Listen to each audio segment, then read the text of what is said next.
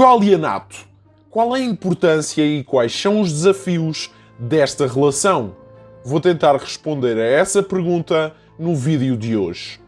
No final da Segunda Guerra Mundial, o mundo ficou dividido por uma cortina de ferro e duas grandes potências iniciaram uma das maiores competições pelo poder mundial. Essas potências eram os Estados Unidos da América e a União das Repúblicas Socialistas Soviéticas.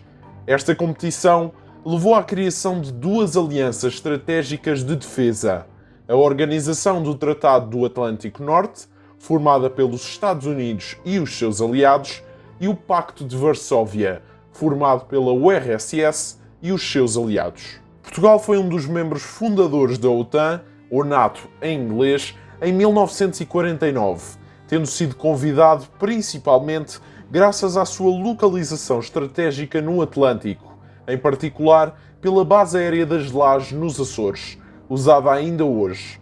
A partir dessa entrada, Portugal ganhou credibilidade política entre os países ocidentais, conseguiu aprender militarmente com forças armadas estrangeiras e recebeu novas infraestruturas militares e armamento. Tal como os outros países, Portugal estava teoricamente protegido graças ao artigo número 5, que ditava que qualquer ação hostil contra um membro é uma ação contra todos os membros. Nesse período, a aliança tinha um objetivo comum e claro: defender o mundo ocidental da ameaça soviética. Mas em 1991, esse objetivo desapareceu com a queda da URSS. Mas sabem quem aqui é o nosso maior aliado? Quem deixa o like e subscreve. Por isso, aproveitem este momento para o fazer. Agora de volta ao vídeo. Uma aliança sem inimigo perde o seu rumo. E a NATO não é diferente. Teve de se adaptar, olhando para o futuro de outra forma, muitas vezes diminuindo o estado de alerta e o esforço militar. Como todas as organizações, a NATO teve os seus problemas. Desde a polémica Guerra da Jugoslávia ao insucesso da Guerra do Iraque e à ignorância da invasão da Crimeia. A aliança passou a ser mais dedicada a conflitos não convencionais, como terrorismo ou as chamadas missões de paz, e aumentou também de tamanho, possuindo hoje 30 países membros.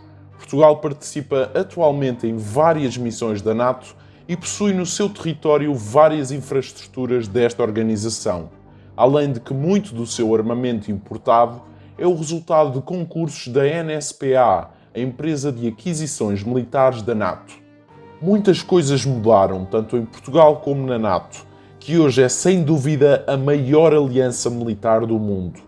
No entanto, vários desafios se colocam no futuro, com vários países a colocarem os seus interesses à frente do interesse comum, criando conflitos internos que muitas vezes levam a autênticos erros operacionais. E com novas ameaças a surgirem, como a China, o futuro é sem dúvida uma incógnita. Mas, com tanta informação, várias perguntas ainda se colocam relativamente ao futuro da NATO e da sua relação com Portugal. Não há dúvida que a NATO é importante para Portugal, mas será que Portugal é importante para a NATO? Será que a NATO vai acabar? O que é que Portugal tem de corrigir na sua relação com a NATO? Bem, a importância que Portugal tem para a NATO é meramente geográfica, mas existe. Tal como já referi no vídeo anterior, onde falei sobre a classe Viana do Castelo, o mar português está posicionado numa zona estratégica do Atlântico. Temos a base das Lajes, onde ainda hoje aterram inúmeros aviões de forças aéreas da NATO, e estamos na porta para o Mediterrâneo, conseguindo impedir, teoricamente claro, a entrada de meios militares por esta zona. Relativamente ao fim da NATO, não podemos prever o futuro, claro, mas que esse acontecimento pode acontecer é verdade, especialmente quando muitos membros da aliança criam entre si cada vez mais tensões. Mas se esse dia chegar, Portugal terá de passar a levar mais a sério a sua defesa e de deixar de pensar que vai sempre existir alguém para ajudar. Mas, até esse dia chegar, a relação entre Portugal e a NATO deve, na minha opinião, sofrer algumas mudanças.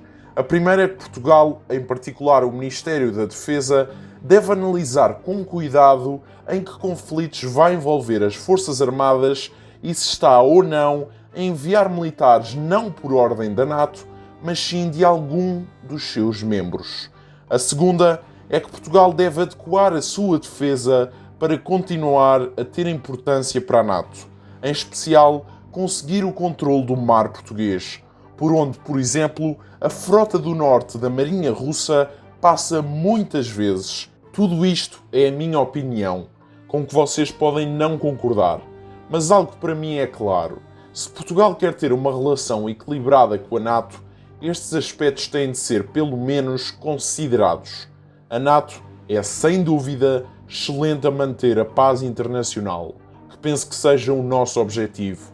Mas Portugal tem de ficar atento, porque infelizmente nada dura para sempre. Concluindo, vários desafios se impõem para o futuro da NATO e da sua relação com Portugal. Esses desafios, se forem bem geridos, podem ser ultrapassados. E a palavra que não deve ser esquecida é precaução, porque todas as tensões com a China no Pacífico, com a Rússia no Mediterrâneo e até na Líbia com a Turquia, que é membro da NATO, Portugal tem de ter precaução. Por fim, espero que tenham gostado do vídeo e até à próxima.